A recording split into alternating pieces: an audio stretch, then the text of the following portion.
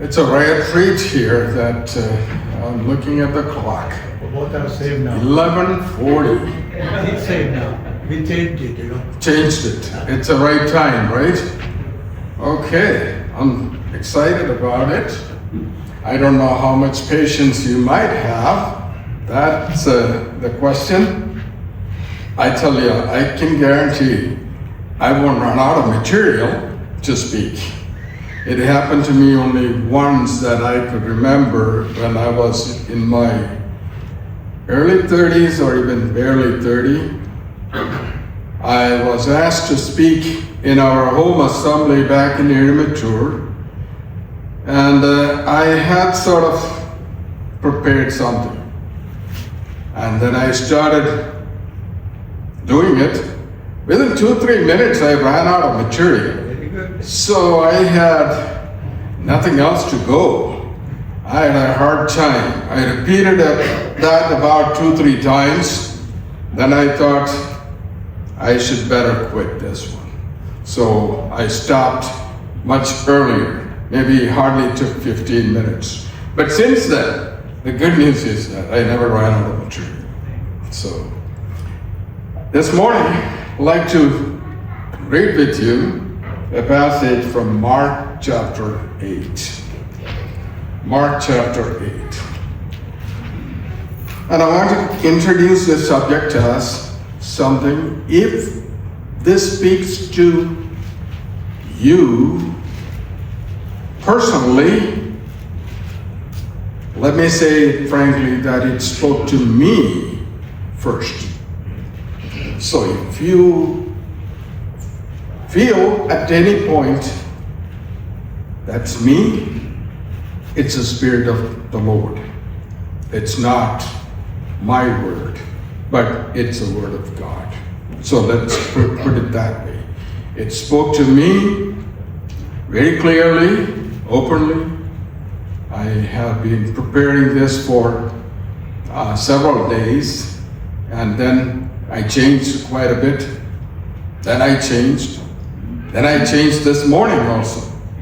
So it had gone through much transformation, and I trust that it will transform our life. Let's read those passages. Mark chapter 8, beginning with verse 14.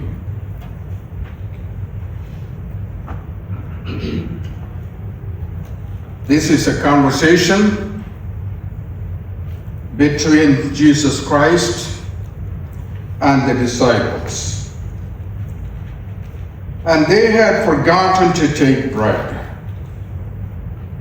and did not have more than one loaf in the boat with them. And he was giving orders to them, saying, so the disciples were worried or think that they didn't have enough bread. Then Jesus started the conversation. And he was giving orders to them, saying, watch out. Beware of the leaven of the Pharisees and the leaven of Herod. Then the disciples, they began to discuss with one another that fact that they had no bread. And Jesus, aware of this, said to them, why do you discuss the fact that you have no bread? Do you not yet see or understand? Do you have a hardened heart? And then he quotes the Old Testament passages we see in different places, a total of 10 times in the Old Testament, this passage. Having eyes, do you not see? And having ears, do you not hear? And do you not remember? So this, what Jesus quoted, was already quoted several times by God, the Father, through prophets, through Moses, beginning with Moses on, at least 10 times. This is what Jesus was asking. Having eyes, do you not see? And having ears, do you not hear? And do you not remember when I broke the 5 loaves for the 5,000? How many baskets full of broken pieces you picked up? They said to him, 12. When I broke the 7 for the 4,000, how many large baskets full of broken pieces did you pick up? They said to him, 7. And he was saying to them, do you not yet understand? Now comes, this is the background of what goes on next, okay? And they came to Bethsaida, and they brought a blind man to Jesus and implored him to touch him. Taking the blind man by the hand, he brought him out of the village, and after spitting on his eyes and laying his hands on him, he asked him, do you see anything? And he looked up and said, I see men, for I see them like trees, walking around. Then again he laid his hands on his eyes, and he looked intently and was restored, and began to see everything clearly. Keep that word very much in your mind. And began to see everything clearly. And he sent to him to his home, saying, do not even enter the village. Today's message actually should go all the way down to the end of the chapter to verse 38. But I'm going to stop it at here at this point. Then we'll pick it up if the Lord allows me to. This is a question. Having eyes, do you not see? Having ears, do you not hear? Suppose you're a youngster, let me ask you, have you heard such words from your parents? If you're an older person, have you said that to your own children? Or have you heard as a child the same question from your parents? I bet we did. And this is the constant way of reminder. And imagine that this is what Jesus is asking his disciples today. And he asked them, you cannot see? You cannot hear?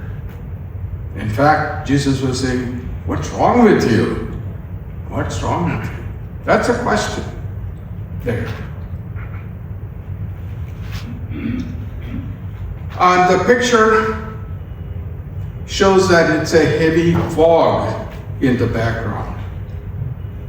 I think it is clear on the screen. If not, it is heavy fog.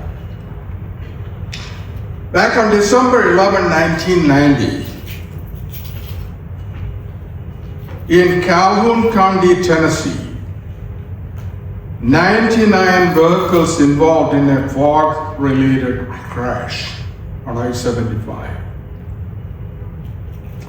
12 people died, and it happened at 9:31 in the morning. So it was that very too early, but there should be light enough. And so it happened on December 11th, 1990. Heavy fog on I-75. And it started with one vehicle losing control, not able to see, flipped over on I-75. Then came second, third, up to 99. Within moments, 12 died. 99 cars were crashed.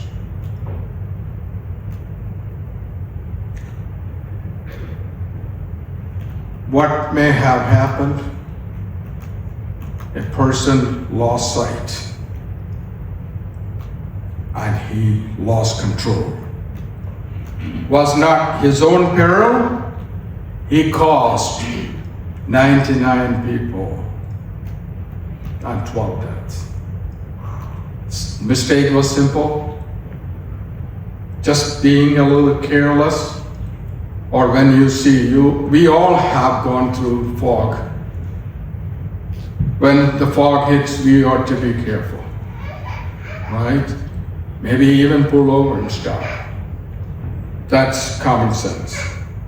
But that day, it didn't happen. And this was what happened. This fog is not just a phenomenon that we see on the roads or in our neighborhood. This fog is in the spiritual realm of God. We hit fog. We lose our vision. We cause trouble. That's what happens in the spiritual realm.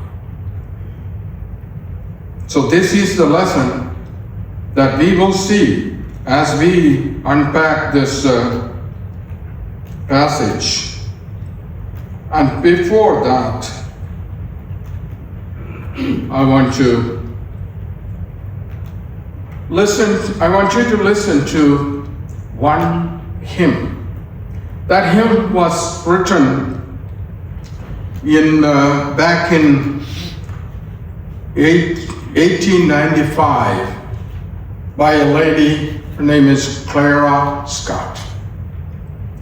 Clara lived in Illinois, in Chicago, Elgin to be exact. She was a Christian artist, a hymn writer, and good musically talented. And she was 54 when she composed this song. What I'm saying is she was not a spring chicken at that time. She was old enough, mature enough. Tragically, 2 years later, at the age of 56, she happened to be in Dubuque, Iowa. She ended up falling from a horse-drawn cart or carriage, and she died at 56. But as a mature Christian at 54, she wrote this hymn, which tells us, each of us, I'm not excluding any person, this could be and must be our prayer. Our prayer. Let's listen to that song. And the words should come up there. Hopefully it will be clear.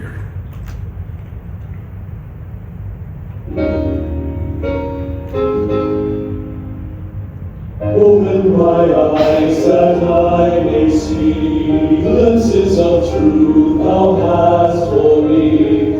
Place in my hands the wonderful key that shall unclasp and set me free. Silently now I wait for thee. Ready, my God, I will to see. Open my eyes, illumine me. Spirit divine, open my ears.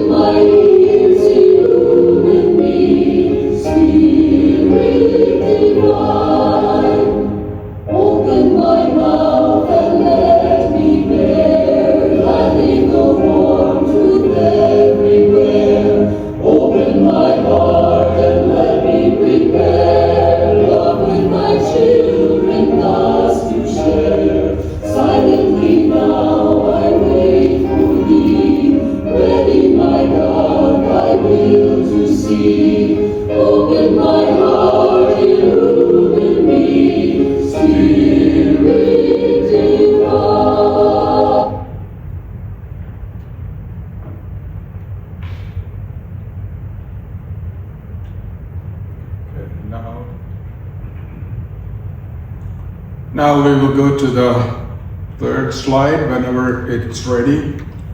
Yes. Thank you. We heard that hymn. A mature Christian woman crying out to God, help me to see Christ clearly. Help me to hear God's voice. Help me to speak the truth. This is a prayer of every growing disciple, every growing Christian. If you like to, which you ought to, grow in things of God. That's our duty. There's no excuse for that. If so, this must be our prayer also. We got to open our eyes to see clearly what Christ is doing. Christ demands us to do so we can hear God's voice. And we ought to be speaking His truth. This must be the prayer. Let me caution you one more thing.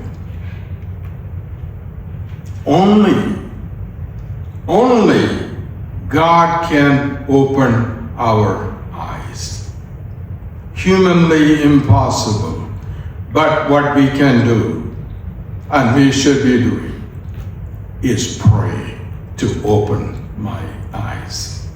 That we are asked to, but God is the only one who can open our eyes. Why am I saying? In Luke 24:16, don't turn to, I'll just read it.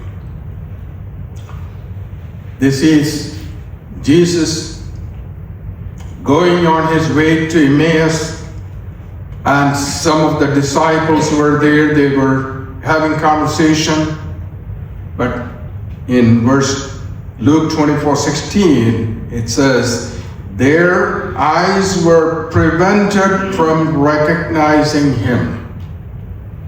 It's not the fog that prevented him. It prevented supernaturally. God did not open their eyes to recognize him. So there is a point. There is a point in life God does that. But there is an escape also. That escape is prayer. Prayer, sincere prayer, just like Clara Scott prayed. Open my eyes to see you. Then we see later on Luke 24:31,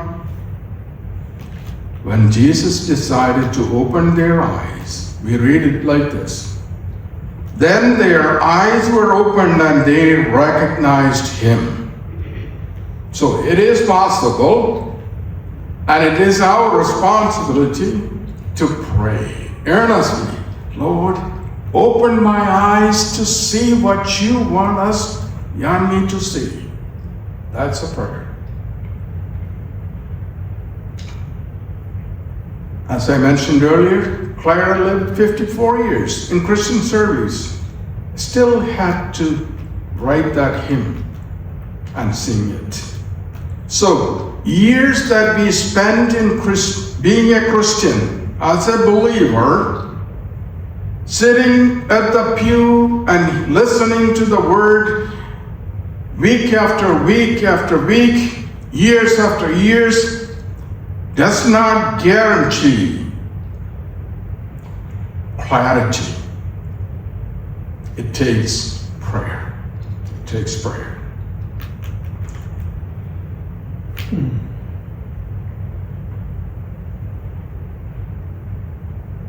Okay. Now, we read that miracle. It's more than a miracle because it's a parable also. Not parable, it's a miracle. But there is a message embedded in that passage, in that miracle.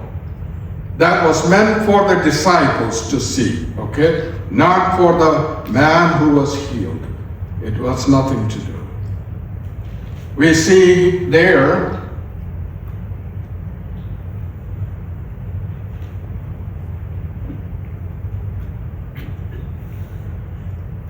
we see for the first time an only miracle that Jesus did it in two stages.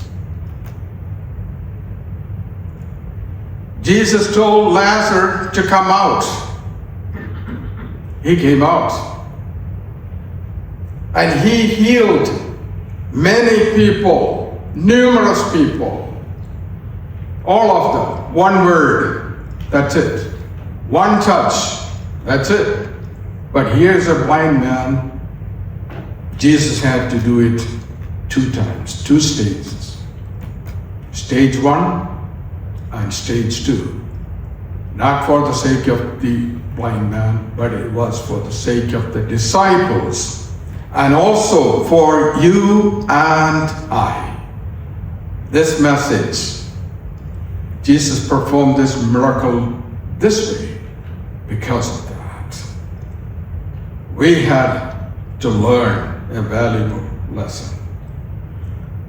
So, what it is as first touch, he gained sight. He got the sight on the first time. He was blind. But he recognized that, and I'm not clear. I see people like trees moving. So it's not clear vision. It's all foggy. And he admitted that to Jesus. He said, I see, but I don't see. That was a plain confession to Jesus. And Jesus touched him again. Now, it became very clear.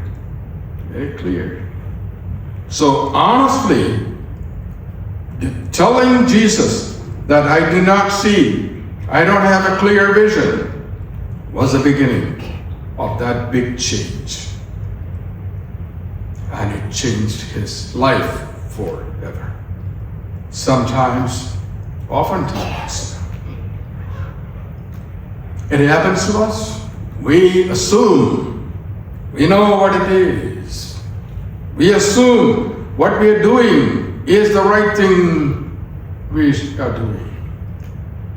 It's better to admit to Jesus that I have a blurry vision.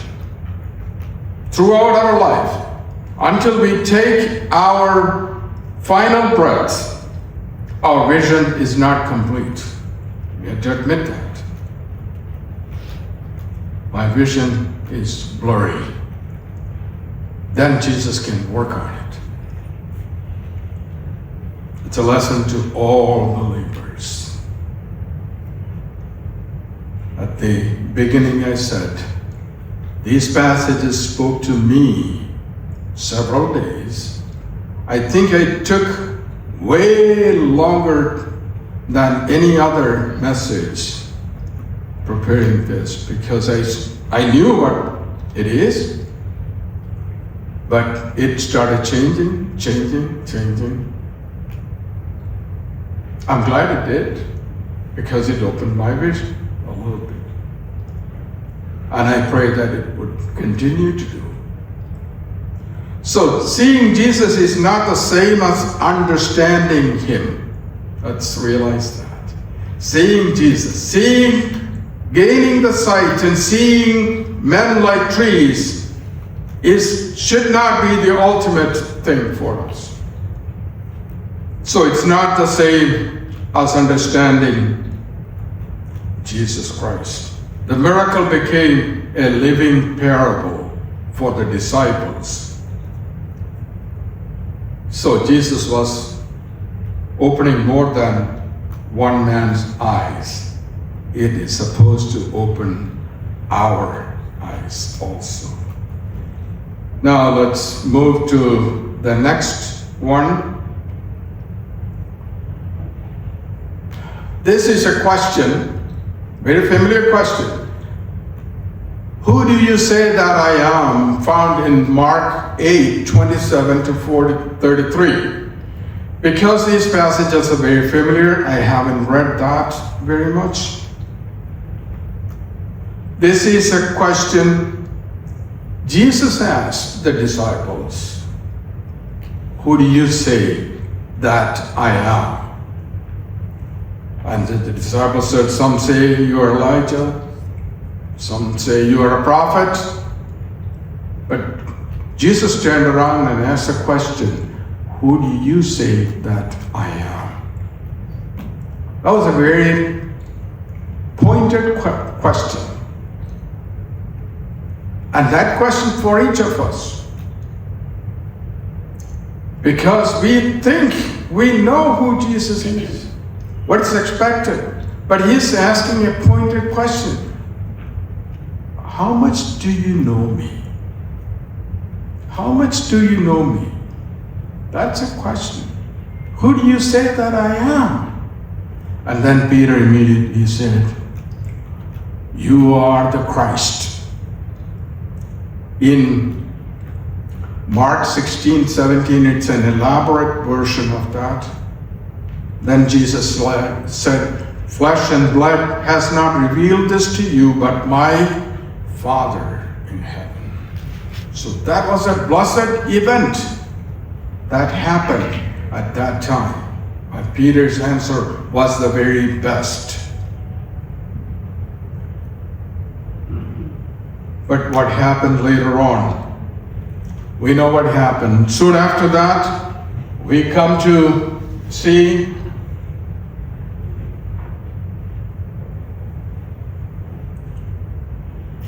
and then I'm going to read a few more verses from 31 on, same chapter. And he began to teach them that the Son of Man must suffer many things and be rejected by the elders and the chief priests and the scribes and be killed, and after 3 days rise again.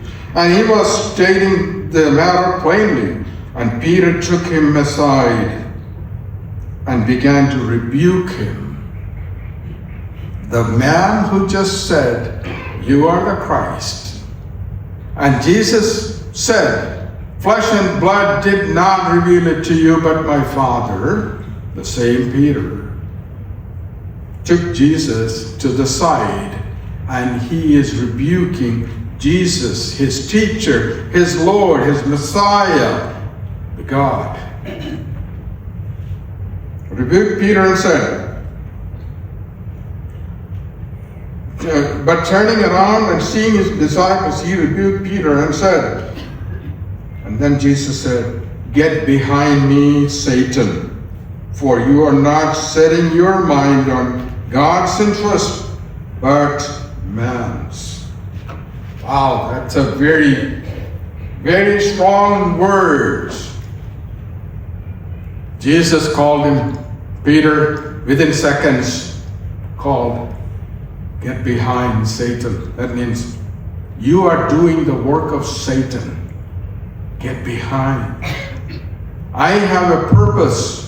I came for a purpose, and I am revealing my purpose to you. And you are taking me out and rebuking me. You're doing Satan's work. He had a good reason to say, remember the temptations? Satan took him to 3 temptations. All 3 was to shortcut the cross. That's all 3 temptations were. You don't have to go through this, Lord. You have ways to take care of it otherwise. That was not God's plan. That was not Jesus' plan. The same thing Peter said. So that's why Jesus told him, he was not being rude, but he had said, you're doing the work of Satan. Get behind. We can do the same thing. I can do the same thing, you can do it the same thing. I have done it, you have done it. This is where we need to humble going forward each day. So Peter recognized Christ as a person. He saw Christ, but not his mission. He did not understand his mission. Let's move on. Then comes to the verse, come to 34. And he summoned the crowd with his disciples and said to them, if anyone wishes to come after me, he must deny himself and take up his cross and follow me. For whoever wishes to save his life will lose it, but whoever loses his life for my sake and the gospel will save it. For what does it profit a man to gain the whole world and forfeit his soul? For what will a man give in exchange for his soul? For whoever is ashamed of me and my words in this adulterous and sinful generation, the Son of Man will also be ashamed of him when he comes in the glory of his Father with the holy angels. This is again the message to the disciples. See, sometimes we like to read it as something like a gospel-oriented message from Jesus, but that's not. It's to the ones who already have a vision, but the vision is blurry vision. It is a message to the disciples. So here, keep it there. So the path of discipleship is more than the obvious. It is to deny yourself. That's Jesus, God's agenda. And God, his mission that's given to us is take up your cross. We know what that is. Cross in those days, particularly what Jesus is mean to say is it's a path to even killed. Many disciples were murdered, martyred, killed. So Jesus reminded them, it's a tough road. But there is only one way that he is giving. It's my way. My way is you follow me. That's my way. So we have to come to realize we've been given a vision. We are bought by Jesus Christ. We are redeemed by his blood. That means his death. He said, so just as Jesus prayed, not my will but yours be done. We should have a heart to say, not my will, God, but it's your will. Once we say that honestly before God, that's humility. That's blessing. Jesus can truly open our eyes when we pray, not my will, but your will. We all have ideas how to do things. It may not be the right thing to do. So let's be careful with that. Let's move to the next one. So we are all having opened eyes. Christ opened our eyes, and he called us for some special purpose. When we live with opened eyes, we need to have an upward look. We look up. Trust Christ's patience also. This is another lesson. When Jesus opened his eyes and he was not seeing clearly, he didn't chastise them, but he gave a second touch. Oftentimes, we also, as disciples of Christ, we are to do the same thing. We have to recognize that we cannot expect perfection from every person. We have to pray for a second touch or a third touch from Christ to that particular person. That's the way we approach. We don't judge that person harshly. I'm not saying that there is no consequence for every person's dealings. There are. The Bible is very clear about how we deal with things in personal life, in family life, at work, and at church. There are behavioral criteria given in the scriptures, and we have to take that very seriously. But at the same time, we should not forget Jesus has been patient with people. We don't receive the perfect vision in sight. We have to look inward looking, admit that, God, I have blurry vision. I need your help. I need a second or third touch or fourth touch. I need to see clearly. That prayer, God will honor and make us a blessing. We need to look around. That's extending our patience to others. That's also there. I have to recognize there are certain things I don't like. And the Spirit of God is working in my heart that I need to overlook that. I need to pray for that person rather than judging that person. That's realizing, that's what we need to realize also. So we need to look around, extend patience to others. Look, and also we have to look ahead. We have to look ahead because all these problems are going to be over at some point. When we take our last breath on this earth,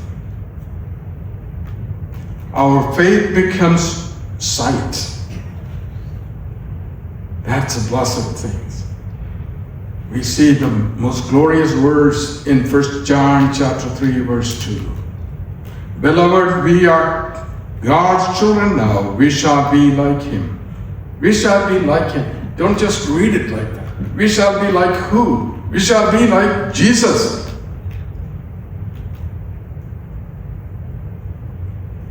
Are you able to imagine that? We'll be like Jesus because we shall see Him as He is. This is the promise in the scripture.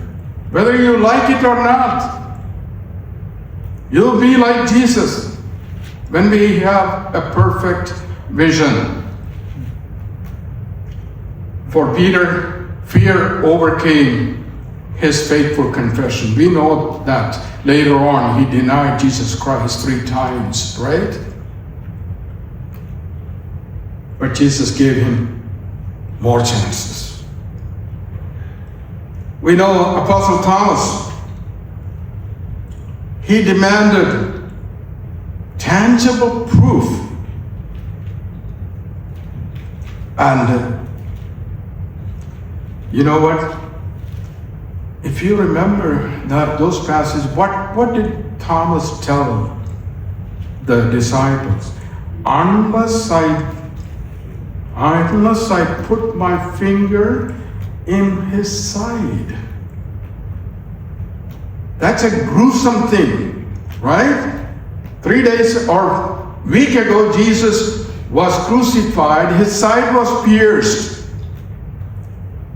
The soldiers put holes in his body. Now the disciple is saying, I won't believe until I put my finger in that hole. What kind of a person that could be? We would want to do that. We cannot even imagine how a person can, such cruel mind, to do it. The wounds may not be healed, but I want to do that. That's what Thomas said. Gruesome things.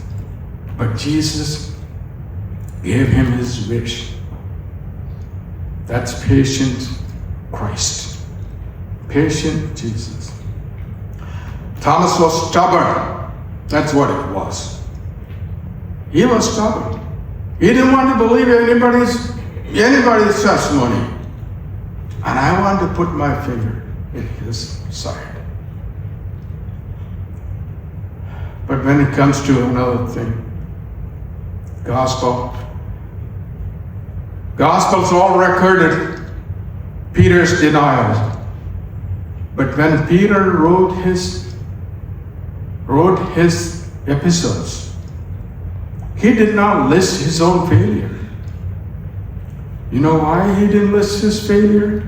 Because he received full pardon from Jesus Christ and gave a designation, gave a charge, feed my sheep. With that, he received full pardon. Peter does not have to dwell on his failure anymore. He did not. This is full pardon. That's pardon we receive from Jesus Christ also. But we have to come to that point in life. And then we don't have to look back. We don't have to look back for our failures. We go forward. And that is what Peter did. Nowhere in the epistles, Peter confessed that I denied Jesus 3 times. Because he found the grace in that. That's what that is. That's the power of pardon from Jesus Christ. Now we look to the next one. We have a responsibility. When we receive full sight, we have responsibility. We are to forgive as Christ forgave you. Ephesians 4:32. Very clear. Imagine this. Don't just read it and pass on. Forgive as Christ forgave you. Thomas, who went to him, wanted to put his finger in his side, he forgave. 3 times Peter denied him, he forgave. That's a forgiveness that he is asking for each of us to offer to others, as others forgave. Love as Christ loved, Matthew 5:44. Love your neighbor, we know that. Walk as Christ walked, 1 John 2:6. Again, we come back to that glorious verse from 1 John 3:2. We will be, for the day we shall be like Christ. Help us prepare. Let's prepare to be that way. If he calls me tonight or today, I'm at the doorstep to see Jesus. Let my behavior today reflect that readiness and willingness. Here, Christ, I'm coming in. That's the attitude. Let's move to the next one. I opened today's message about the fog and poor sight, blurred vision. This is the picture of what happened on Tennessee crash in Calhoun County, December 11, 1990. One man started this crash. One man failed to see, get a real vision, Second one came, third one came. See the pile out there. The smoke and fog and dead bodies strews all over. When we have, it's a somber warning for all of us. Somber warning for all of us. Take it in all seriousness.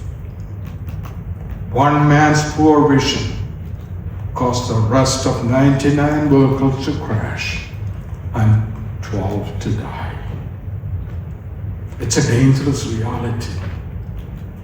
If we ever do that in the spiritual realm to cause such devastating crash among the believers, among the children of God, in the church, so much, so devastating it could be. Let's get a clear vision before we start operating. That's a call. That's a call from heaven, from Jesus to his disciples, to us here at this church. May God help us to do that.